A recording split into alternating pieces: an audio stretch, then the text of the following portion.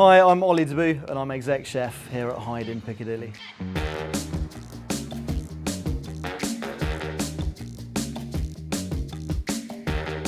So we're here in a Above restaurant within Hyde on 85 Piccadilly, opposite Green Park. Here we do tasting menus, slightly more esoteric, perhaps a little bit more avant-garde food. Ground is the heart of the restaurant. It's homely, it's accessible. You can go for a coffee and a croissant, or you can go for a, three-course dinner, somewhere to kind of have fun with friends. Finishing up in below the basement, so the bar where you misbehave, have some cocktails, have some fun. There's a beautiful cellar there where you can pick your own bottle. So we have, I think, over 5,000 bottles and similar number of spirits as well. Amazing quality, breadth of offering and value. And I'm going to talk you through a few options that will go well with the appetizers at the start.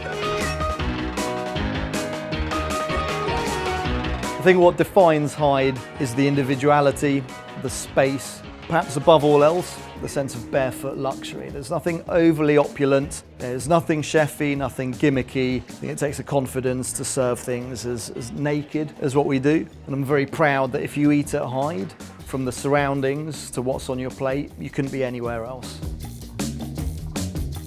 I'm very excited to be showcasing these dishes at Hyde, showing the layers of attention to detail that go into creating something that I personally think is great, and I hope the customers do too. So what we're showing is the appetizers. It's the first thing that people will get, and you only have one chance to make that first impression. They need to be bowled over from the outset. We win them in that first offering, a sense of generosity, deliciousness, and bold confidence. So we're doing bread and broth, so delicious, freshly baked bread, so with a warming broth, some home-cured charcuterie that we call flesh and bone because of how we serve it, and perhaps most minimalist of all, gem. So just a gem lettuce served with a delicious dipping sauce and flowers and herbs as a counterpoint. Just the first mouthful you have, verdant crunch, wakes you up, makes you want more.